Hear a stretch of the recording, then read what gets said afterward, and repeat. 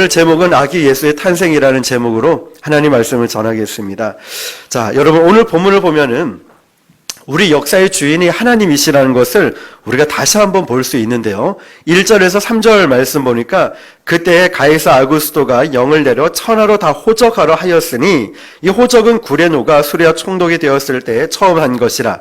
모든 사람이 호적하러 각각 고향으로 돌아가매. 자, 여러분의 고향은 어디입니까? 저의 고향은 강원도, 제주도, 거제도. 여러분의 고향은 어디입니까? 호적하러 자기의 고향으로 각각 돌아갔다라고 했죠.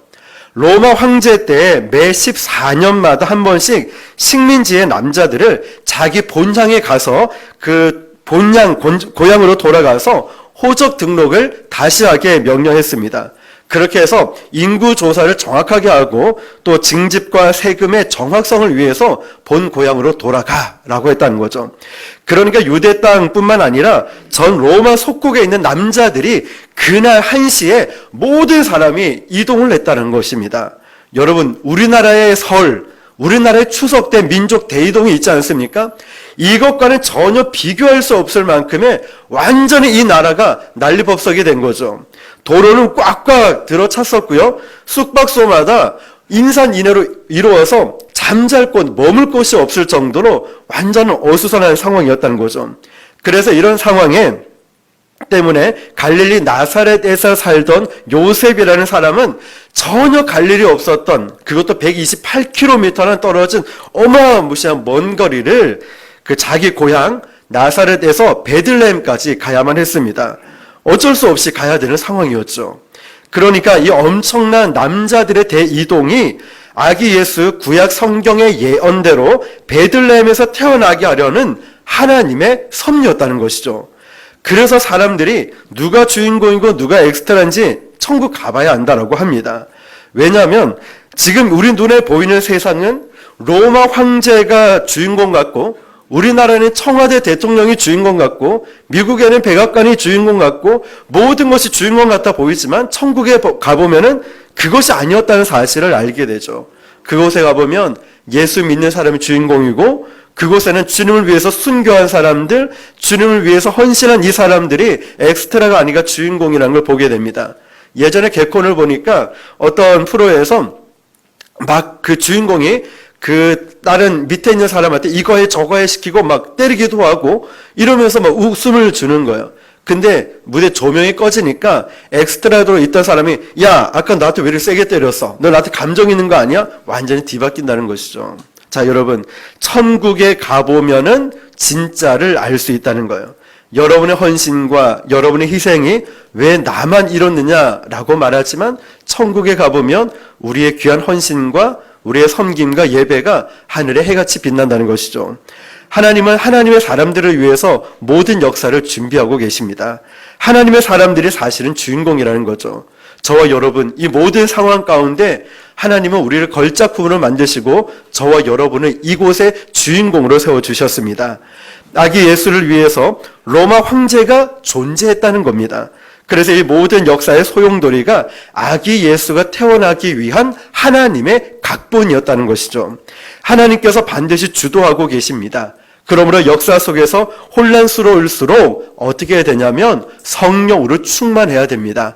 지난 시간 나누었듯이 엘리사벳이 성령이 충만하니까 마리아를 보고 복 중에 있는 아이를 보고 뭐라고 얘기했죠? 너는 복되도다라고 말했어요. 복이 있다라고 말했습니다.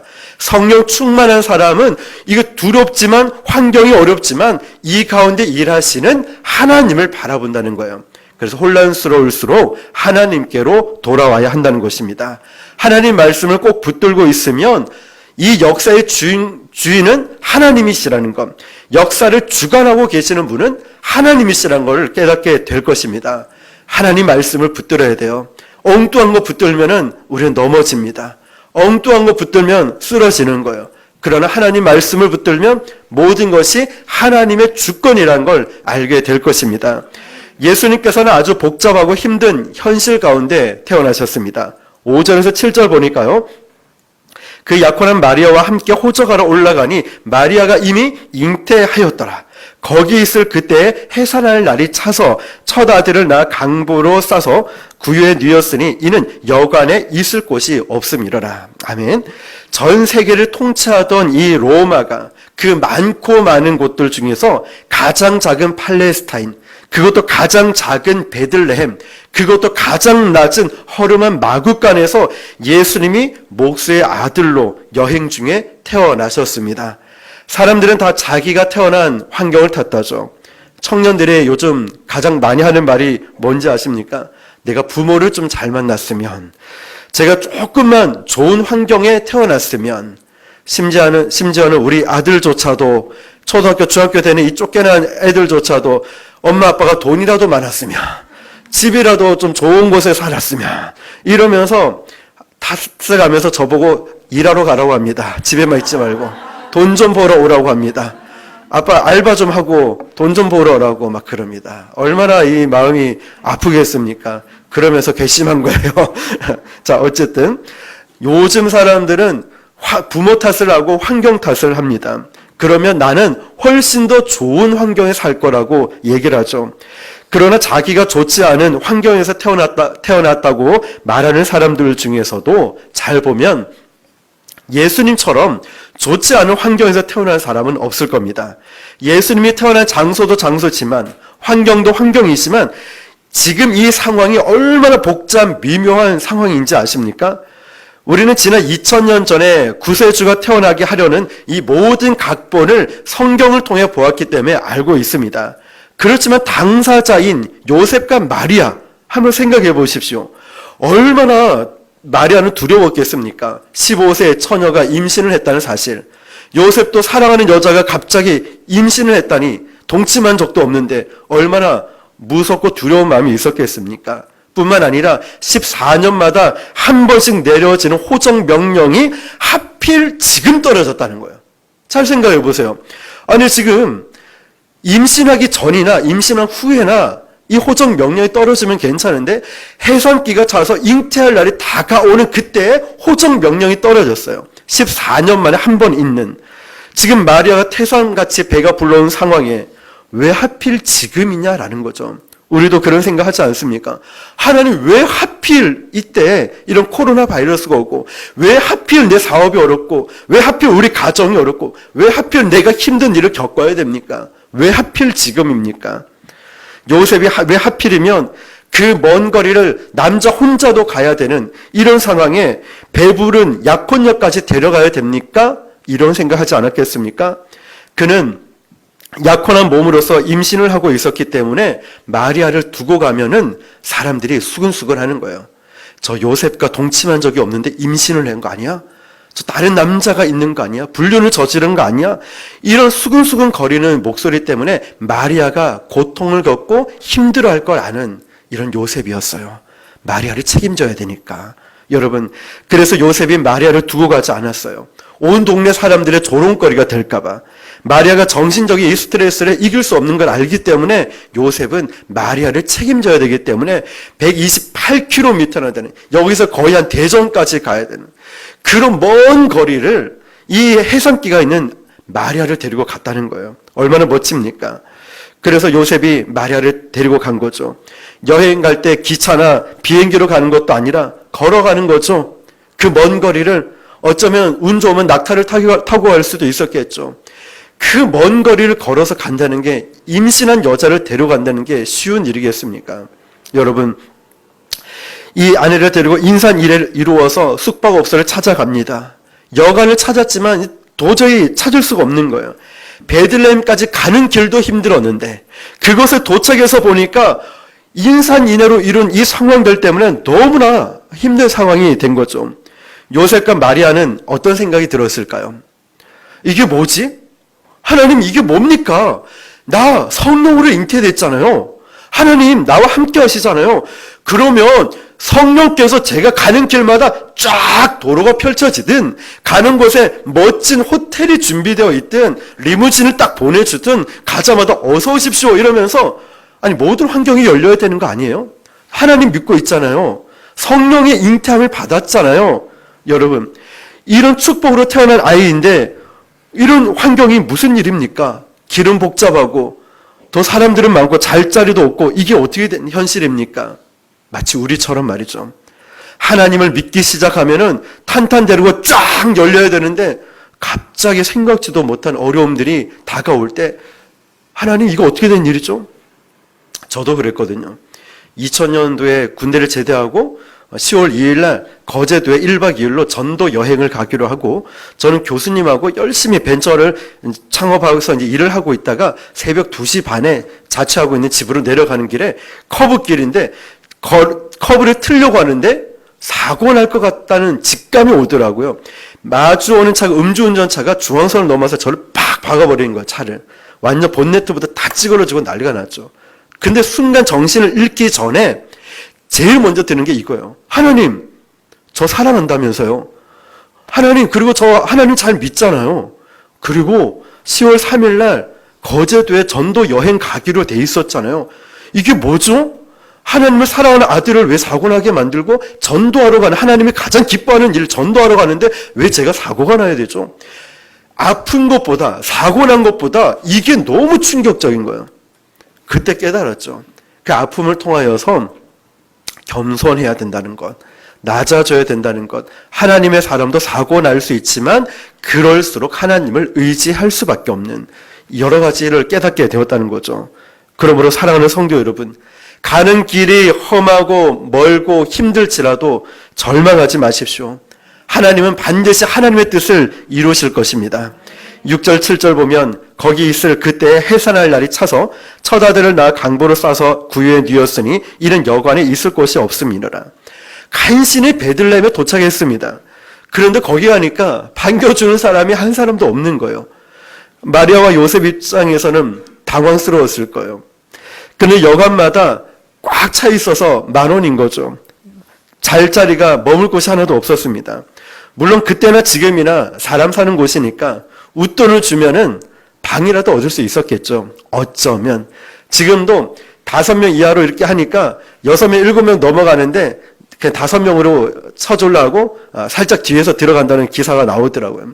사람 사는 곳이니까 웃돈을 주면 어쩌면 마리아와 요셉은 여간방을 구할 수 있었을지도 몰라요. 그런데 마리아와 요셉은 웃돈이 아니라 아랫돈도 없었어요. 돈이 하나도 없어가지고 꼼짝없이 그냥 길에서 자야 되는 상황이었죠. 하나님의 아들이신 예수님이 이렇게 복잡하고 힘든 현실 가운데 태어나셨다는 거예요. 방이 꼭 필요할 때 방이 없었어요. 돈이 꼭 필요할 때 돈이 없었어요. 웃돈이라도 쓰고 싶었지만 아예 돈이 없었다는 거죠. 하나님께서 전능하신 분이신데 왜 이런 현실을 피할 수 있게 하실 수도 있을 텐데 왜 그러지 않았을까요? 우리 같으면 영화나 드라마를 보면 그러지 않습니까? 길을 가다 딱 넘어졌는데 갑자기 멋진 사람이 손을 딱 내밀면서 내 손을 잡으세요. 이러면서 갑자기 멋진 회사로 들어가고 별장으로 데려가고 백마탄 왕자가 나타나가지고 나와 함께 가자 이러면서 갑자기 신데렐라처럼 공주가 되고 이런 놀라운 사건이 영화나 드라마에만 있다는 거죠. 현실에서는 전혀 우연히 그런 일도 거의 일어나지 않는 거죠. 나는 재수가 없다고 생각하는 사람들이 있습니다. 하나님의 아들 예수님도 하나님의 아들이시지만 그대로 똑같이 겪게 만드셨습니다. 어렵고 힘들고 복잡한 이 현실 가운데로 자신의 아들을 태어나게 하셨다는 것이죠. 인생이 참 서러운 것 아니겠습니까? 돈이 꼭 필요한데 돈이 없고 방이 꼭 필요한데 방이 없고 국가 정책이 하필이면 내가 가장 힘들 때 딱 펼쳐지는 거예요. 내가 가장 힘들 때 코로나가 터져버리는 거예요. 내가 가장 어려울 때 직장을 그만두게 되고 내가 가장 어려울 때 관계가 틀어져 버리고 내가 가장 어려울 때 건강을 잃어버리고 여러분 하필이면 이때 14년 만에 한 번 돌아올 이때 호정령이 마리아와 요셉 마리아가 임신할 그때 왜 떨어지냐 이거죠. 처녀가 아이를 가졌다는 이 사실만으로도 사람들은 오해하고 수근거리겠죠. 이게 성령으로 잉태된 거라고 전혀 설명할 방법이 없는 영적으로 둔한 사람에게는 설명이 안 되는 거죠. 그렇게 내 인생에는 설명할 수 있는 게 없을 때가 있어요. 도저히 설명이 안 되는 거예요.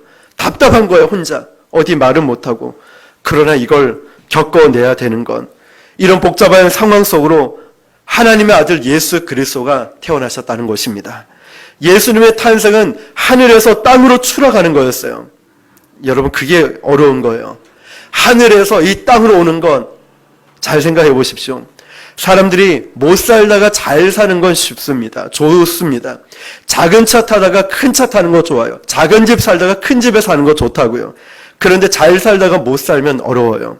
내가 큰 차 타다가 작은 차, 큰 집 살다가 작은 집, 마음이 얼마나 어렵고 힘듭니까? 내가 예전엔 이렇게 살았는데 갑자기 모든 것을 잃어버렸을 때 어렵다는 거예요. 미국 국계의 상징인 흰머리 독수리가 있어요. 흰머리 독수리는 날개를 쫙 펼치면 2m 정도 된답니다. 얼마나 크고 멋진지. 엄청 멋있다고 합니다. 그런데 어느 날 사냥꾼이 흰머리 독수리를 잡아서 새장에 딱 가둬버렸어요. 먹이도 풍족하게 주고 필요한 것들을 다 채워줬는데 그 흰머리 독수리가 2주일 만에 죽어버렸답니다. 이유를 모른다는 거예요. 보니까 먹고 사는 문제가 아니었어요.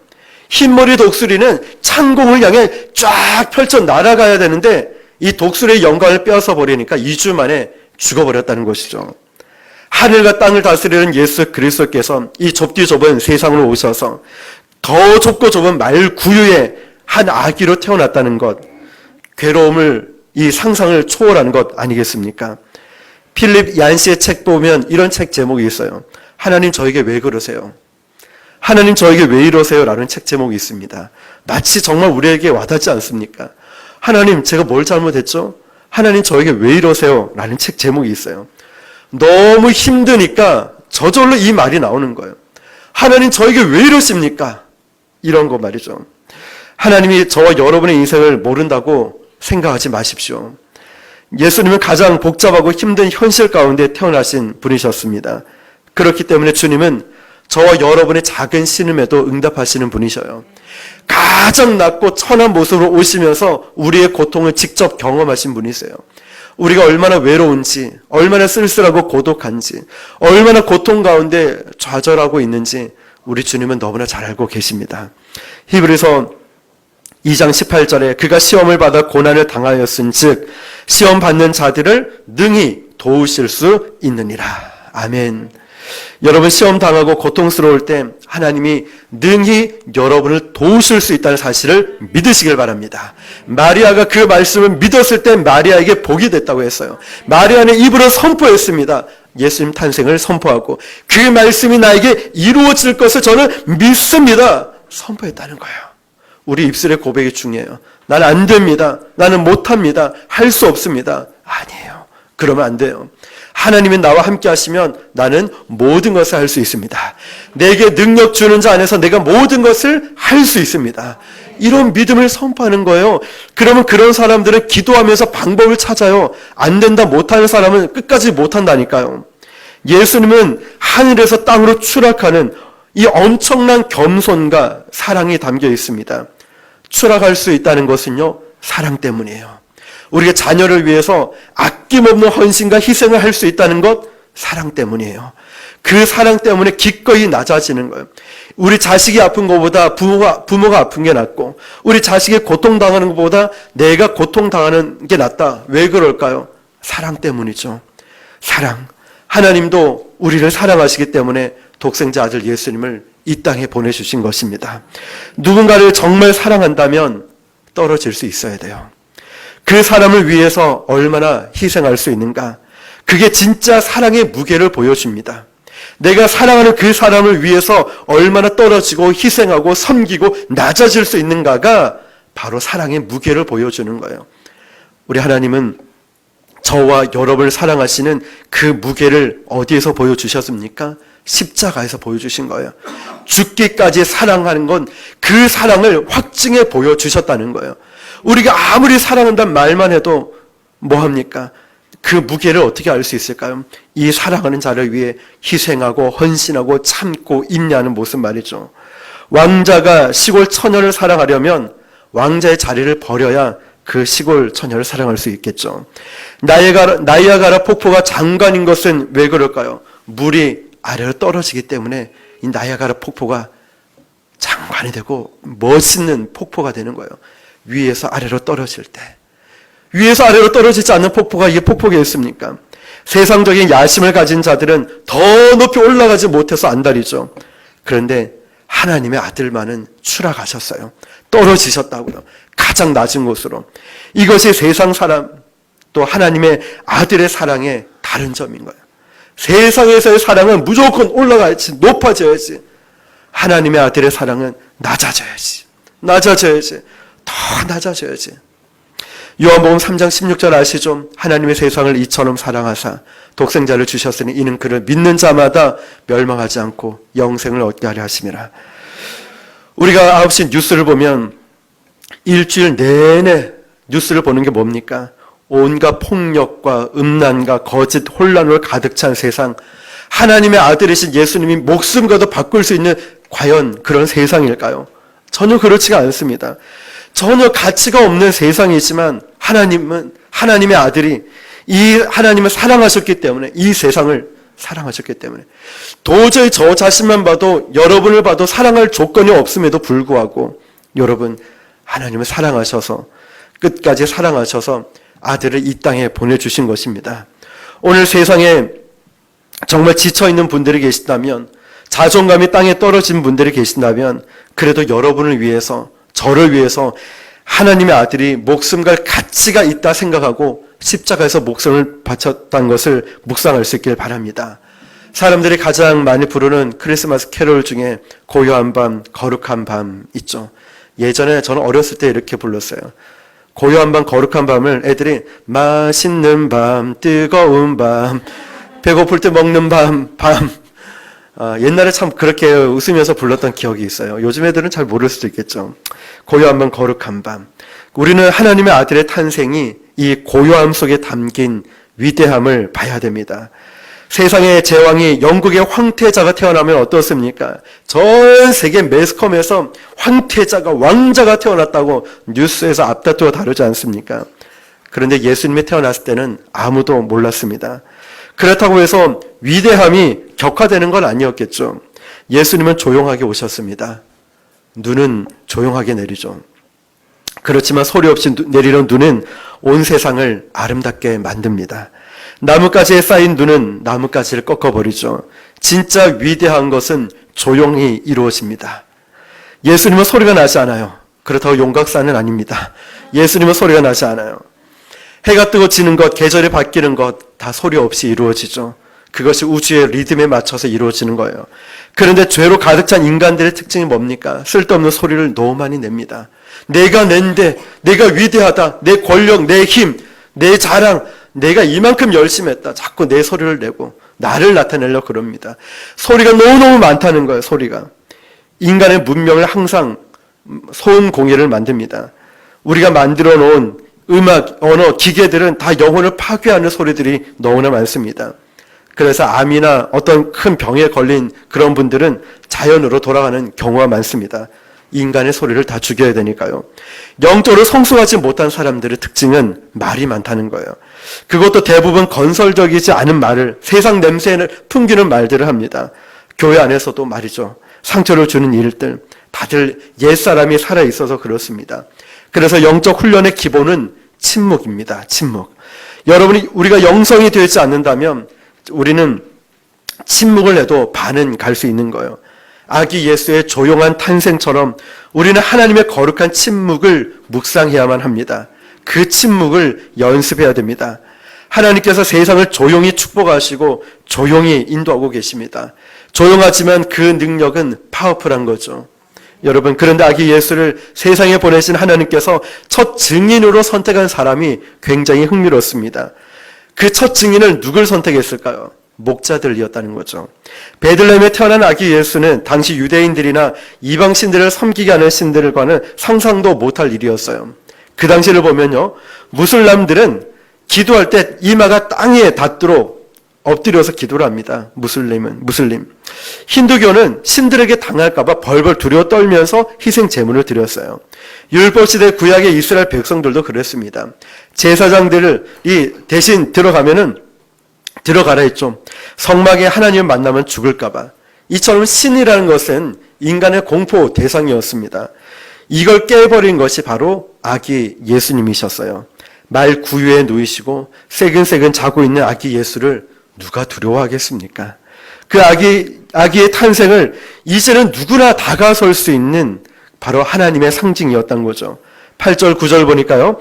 그 지역의 목자들이 밤에 밖에서 자기 양떼를 지키더니 주의 사자가 곁에 서고 주의 영광이 그들을 두루 비침에 크게 무서워하는지라. 예수님 부모 말고 제일 먼저 아기 예수 탄생을 소식을 눈으로 보여준 건 동방박사들인데 들리는 소리로 제일 먼저 전해준 건 목자들이었다는 거예요. 자, 이 부분을 주목해 보십시오. 하나님의 선택을 받은 사람이, 그 메신저로 선택을 받은 사람이 목자들이었어요. 이 사실을 저는 말씀을 보면서 굉장히 놀라웠습니다. 왜냐하면 그 당시 유대의 지도자들은 서기관, 제사장, 왕족, 귀족, 부자들 많이 있었습니다. 하나님은 그들을 통해서 아기 예수의 탄생을 전해 보낸 것이 아니라 그 당시 가장 소외받았던 계층 중에 하나였던 목자들을 통해서 이걸 전했다는 사실이 놀랍다는 것이죠. 목자들 중에서도 어쩌면 밤에 불침범을 서고 있는 가장 신참이나 출세가 늦은 사람들이었기에 이 복된 소식을 전하는 특권을 그들에게 주셨다는 거죠. 하나님께서는 기존 질서를 파괴하면서 마음이 가난한 자들에게 아기 예수의 소식을 전할 수 있는 특권을 주셨다는 거예요. 여러분, 먼저 된 자가 나중되고 나중된 자가 먼저 된다는 말 아시죠? 우리는 하나님을 섬기면서 내가 직분이 높고 교회를 오래 다니고 아무 의미가 없다는 거예요. 하나님 앞에서는. 하나님 앞에서는 지금 내가 진실되게 하나님을 인격적으로 만나고 온전한 마음으로 예배드리고 있는 지금 내 상태가 중요하지, 내가 신앙의 연수나 직분이나 헌금을 얼마나 많이 했느냐? 하나님 앞에서는 이건 아무 의미가 없다는 거예요. 목자를 선택한 것은 잘 보시면은 그들이 마음에 가난함이 있기 때문에 택함을 받았다는 거예요. 그들이 사회적으로 대단한 왕족도 귀족도 아니었어요. 하나님의 기준은 그런 게 아니었다는 거예요. 잘 보시면 동방박사 이 그룹에 보면은 또 한 그룹이 동방박사들인데 이미 몇 개월 전부터 별을 따라서 굉장히 먼 거리를 찾아온 박사들이었어요. 동방박사와 목자들의 공통점이 뭐냐면 첫 번째는 이방인이었고요. 두 번째는 소외 계층이었고, 세 번째 이게 중요합니다. 하나님의 말씀을 듣자마자 바로 반응하는 사람들이었어요. 자, 여러분 이게 중요한 거예요. 하나님의 동방박사와 목자들을 사용하셨는데 중요한 이 세 번째, 하나님의 말씀을 받자마자 바로 즉각적으로 반응을 보였다는 거예요. 순종했다는 거죠. 16절을 같이 한번 읽어볼까요? 16절 시작. 아멘. 야, 빨리 달려갔어요. 빨리 갔다는 건 걸어갈 수도 있겠지만 보통은 빨리 달려갔겠죠? 빨리 달려가려면 어떻게 했을까? 목자들은 자기가 양을 치고 있었지만 양들이 어떻게 되든 내버려 두고 막 쫓아갔다는 거예요. 우리도 집에 불이 나거나 가스불을 안 잠그고 오거나 문을 열어놨거나 어떡하지? 그러면 내가 하던 일은 멈추고 막 뛰어가잖아요. 택시를 타고 가든.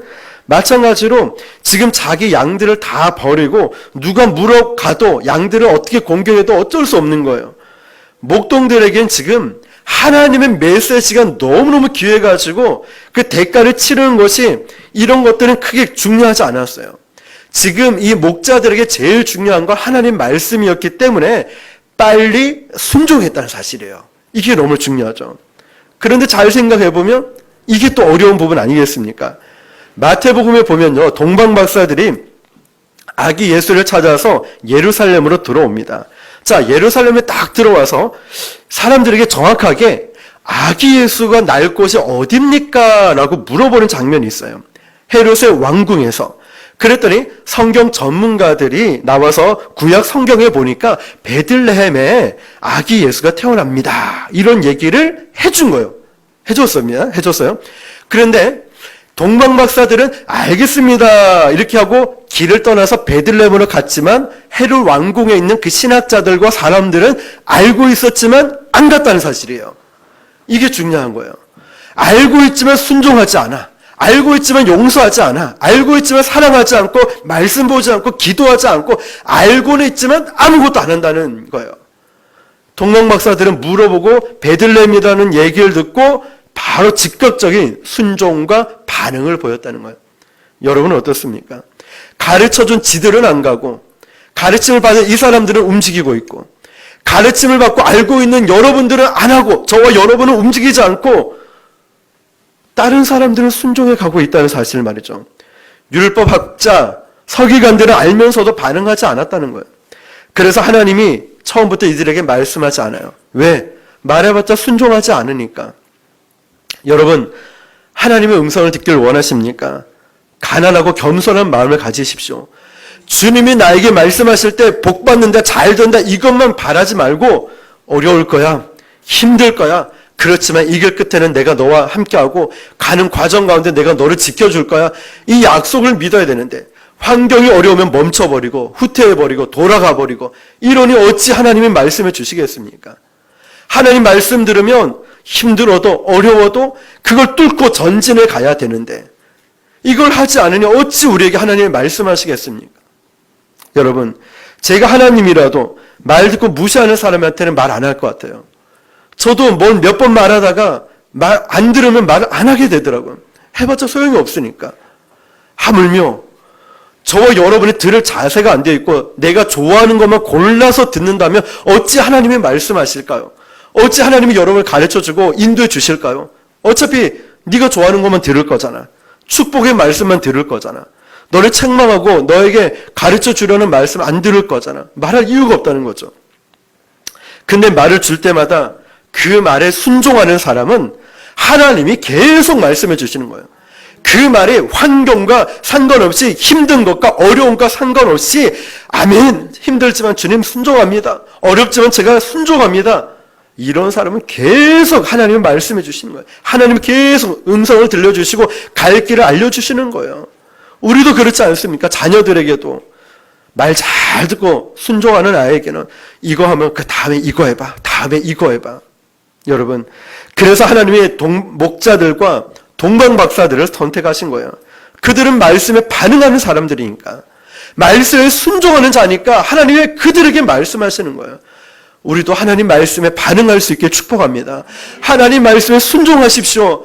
환경은 어려워요. 이거 너무 또 환경이 또 힘든 게 있어요. 그렇지만 하나님 말씀에 순종하는 자에게는 피할 길을 주시고 이길 수 있는 힘을 주십니다. 믿음은 행동하는 겁니다. 자기 생각이 너무 많으면, 너무 교만하면 움직이지가 않아요. 겸손한 자만이 말씀에 반응합니다. 바로 아기 예수께 달려가는 거예요. 그리고 가난한 마음으로 예배합니다. 그러면 인생이 편하죠. 하나님이 책임져 주심을 믿으니까 하나님께 맡기는 거예요. 여러분도 하나님 말씀이 여러분에게 떨어지고 오늘 이 말씀이 여러분 가슴속에 와닿고 은혜가 있다면 그 말씀에 토달지 말고 순종할 수 있길 바랍니다. 순종하는 자는 아기 예수를 만날 것입니다. 순종하는 자는 예배하게 될 거예요. 그런 인생이 바로 변화받는 놀라운 축복이 될 줄 믿습니다. 말씀은 스터디하는 게 아니에요. 말씀은 공부하는 게 아니에요. 말씀은 순종하는 것입니다. 10절 같이 읽어볼게요. 10절 시작. 온 백성에게 미칠 큰 기쁨의 좋은 소식을 너희에게 전하노라. 아멘. 천사들이 크리스마스의 의미를 해석해 주죠. 큰 기쁨의 좋은 소식이라고. 목자들은 아기 예수가 태어난 사실이 왜 이렇게 좋은 소식인지를 알지를 못했어요. 천사들이 해석해 줘서 알았습니다. 그래서 무엇을 보는 것보다 더 중요한 건 어떤 눈으로 보는가가 중요한 거예요. 미술관에 가보면, 저는 잘 모르지만, 미술에 대해서 잘 모르지만 르브르 박물관 같은 데 보면 20m 가는데 하루 종일 걸린답니다. 박물관에 가면 깊이 감탄하는 거예요. 이야, 아름답다. 저 같은 사람은 잘 모르지만 어떤 때 아는 척한다고 딱 있어 봤어요. 그러니까 가이드 하는 사람이, 야, 미술에 좀 조예가 있으신가 봐요, 막 이런 물어보는 사람도 있었어요, 예전에. 근데 잘 모르잖아요. 우리 박물관을 가면 한번 쑥 훑어보고 글도 왜 이리 많지? 이러면서 그냥 보고 지나가요. 근데 미술의 조예가 깊은 사람들은 이 그림 하나 보는데 반나절 걸리기도 한답니다. 색감을 보고, 이 그림의 그 라인을 보고, 그 다음에 이 모든 환경을 보면서, 명암을 보면서 아침에는 하루 종일 이 그림을 보고, 또 점심, 저녁에는 또 하루 종일 이 그림을 보면서 감탄을 막 하는 거예요. 다시 말하면 똑같은 걸 보지만 어떤 눈으로 보는가가 중요하다는 것이죠. 여러분, 하나님께서 저와 여러분에게 엄청난 영적인 메시지를 줘도 영적인 눈으로 이걸 보지 못하면 다 흘려가는 거야. 그거 뭐 그냥 뭐 지나가면 되지. 대충 하면 되지. 이건 왜 나한테만 이런 일 시키지? 영적인 의미를 알지를 못하니까 여기에 대한 깊이 있는 걸 깨닫지를 못하는 거예요. 그러니까 흘려가요. 대충 듣고 설렁설렁 해버려요. 그렇지만 영적으로 깨달은 사람은 하나님 말씀 앞에 순종하고 하나님의 뜻이 있을 거야. 이러면서 어쩌면 몇 시간을 그 일에 대해서 묵상하고 기도할지 몰라요.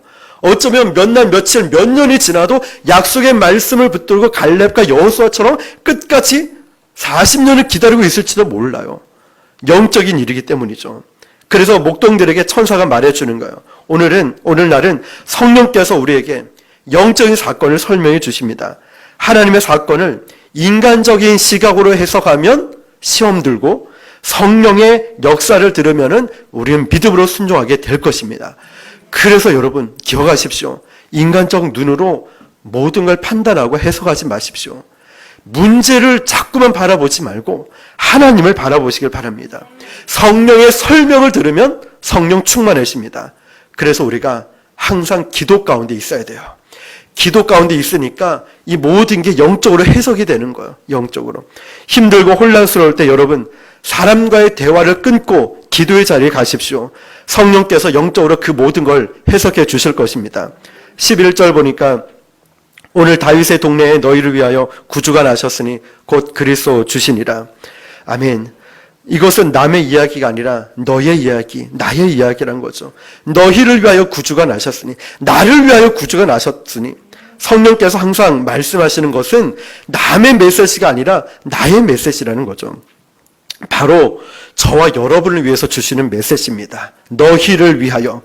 왜 이렇게 축복된 사건일까요? 이것이 예수님의 탄생은 세상의 진정한 주인이 아니면서 주인 행세를 하고 있는 어둠의 사단에 대한 하나님의 역습, 하나님의 반전, 하나님의 역전이라는 거예요. 자꾸만 세상 주관자 악한 어둠이 우리를 주관한다는 거예요. 나를 주관하고 있는 거예요. 하나님은 바로 역전시켜주는 거예요. 너희 그것이 아니야. 이 땅의 주인은 오직 예수 그리스도를 선포하는 거예요. 아기 예수의 탄생으로 죄라는 절대 힘을 잃어버리게 되는 것입니다. 그때부터 세상의 모든 눈에 보이는 나를 떠받치고 있는 거짓, 살인, 불륜, 사기, 테러, 가정, 붕괴 같은 모든 것이 악을 받치고 있는 모든 것이 다 무너져버리고 다 모든 것이 깨져버리고 그때부터 예수 그리스도를 믿는 그 순간부터 축복의 역사가 시작됨을 믿으시길 바랍니다. 그래서 인간의 마음에는 저와 마음에는 교육이 필요한 것이 아니라 예수가 필요한 것입니다.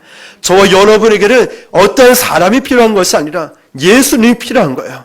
지금 저와 여러분에게 제일 필요한 건 예수 그리스도라는 것이죠. 예수님이 내 안에 오시면 빛이 들어옵니다. 예수님이 내 안에 입장하면 죄가 퇴장하게 됩니다. 그래서 예수 그리스도의 탄생이야말로 인류 최고의 굿뉴스라는 거죠.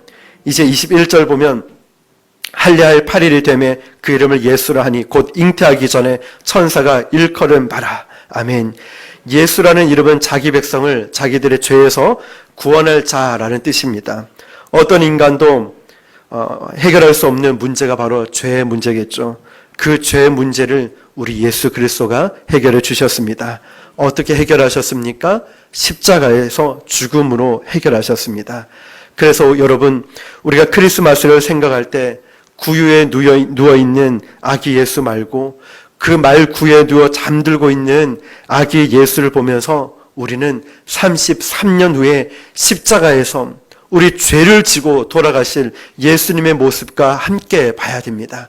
말구유에 놓여 있는 그 아기 예수와 함께 33년 후에 십자가에서 죽으실 아기 예수님 보는 거예요. 그 예수님을 보는 거예요. 그래서 큰 감동이 오는 겁니다. 여러분, 우리가 이 땅에 태어나서 어떤 생각합니까? 우리는 다 잘 살려고 태어나죠. 갓 태어난 우리 아기들을 보면서 부모가 많은 꿈을 꿉니다. 야, 너는 과학자가 되라. 너는 대통령이 되라. 너는 외교관이 되라. 선생님이 되라. 의사가, 변호사, 판검사. 우리는 자녀들 보면서 꿈을 꿉니다. 우리 아이를 잘 키워서 좋은 학교 보내야지. 옷도 최고 좋은 옷 입혀야지. 조금이라도 더 잘 살게 만들어야지. 이게 우리 부모의 마음 아닙니까? 그런데 우리 하나님은요, 아기 예수님을 바라보시면서 죽음을 생각하셨어요. 누가 그런 생각할까요? 여러분 자녀들 보면서 우리 아이들 몇 년 후에 죽을 거야, 이 생각한 사람 있습니까? 아무도 없어요. 아무리 말 안 듣고 미워도요, 우리 자식을 보면서 너는 몇 년 후에 죽어, 저주받을 거야, 이런 말 하는 사람이 있습니까? 우리가 이 자녀를 보면서 죽음을 생각하는 부모가 세상에 어디 있습니까? 그런데 우리 하나님은 아기 예수가 태어나는 걸 보면서 죽음을 생각하셨어요. 33년 후에 이 아들을 십자가에서 죽여야지. 내 아들을 죽여서 세상을 구원시켜야지. 그것이 하나님 아버지의 비전이었다니까요. 이해가 되십니까? 상상이 되십니까? 그 사랑의 넓이와 높이와 깊이 이해가 되십니까? 그분의 33년의 하루하루는 십자가로 걸어가는 한 걸음 한 걸음, 죽음으로 가는 한 걸음 한 걸음이었어요. 예수님의 십자가, 예수님의 공생애, 예수님의 인생은 죽음을 위한 걸음이었습니다. 모든 종교는 인간에게 희생 제물을 바치라고 합니다. 그런데 하나님만이 자신을 희생 제물로 바쳤어요. 저와 여러분을 살리기 위해서. 그래서 예수님의 탄생이 천지 창조보다 더 위대한 거예요. 천지 창조는 하나님의 능력이지만 예수님의 탄생은 하나님의 사랑입니다. 14절 보니까 지극히 높은 곳에서는 하나님께 영광이요, 땅에서는 하나님이 기뻐하신 사람들 중에 평화로다. 하나님께 영광이라는 말은 하나님께서 가장 기뻐하시는 일을 했을 때 하나님의 영광이라는 표현을 씁니다. 예수 그리스도의 십자가를 통해서 온 모든 인류를 구원하시는 것은 하나님의 가장 큰 꿈이었습니다. 그것을 예수님께서 이루셨기 때문에 예수님의 탄생은 하나님께 영광이고 땅에서는 기뻐하심을 입은 자들에게 평화로다라고 했습니다. 여러분, 우리는 예수님 때문에 지금 평화를 누리고 하나님께로 나아갈 수 있는 것입니다. 오늘 우리는 이 말씀을 잘 기억하시면서, 저는 말씀을 준비하면서 또 생각하고 묵상할수록 이해가 되지 않는 우리 자녀들을 보고 우리 아이들을 볼 때 잘 입히고 잘 먹이고 지네들이 알아서 잘 먹어서 확진자가 됐지만 어쨌든 잘해서 좋은 대학 좋은 직장을 갖고 하나님께 쓰임받기를 원하는데 하나님의 마음을 느껴지는 그 순간 어찌 그 아들을 죽기 위해서 이 땅을 태어나게 하셨을까? 도무지 저는 이해가 되지 않더라고요. 33년 후에 십자가에서 죽여야지, 이런 마음이 이해가 되지 않는 거예요. 그렇지만 하나님 아버지의 사랑은, 저와 여러분을 향한 사랑은 바로 이 놀라운, 이해가 되지 않지만 너무나 깊고 넓고 크진 하나님의 사랑은 바로 이러한 사랑이라는 걸 기억하시면서, 아기 예수의 탄생은 또한 예수님의 십자가를 꼭 기억하시면서 우리가 이 땅의 환경에 너무 집착하지 말고 예수님께 집착하며 살아갈 수 있기를 주님의 이름으로 축원합니다. 기도하겠습니다. 여러분 너무 큰 소리로 기도하지 않으셔도 됩니다. 오늘 아기 예수의 탄생이 얼마나 귀한 사건인지를 기억하면서 나도 우리 자녀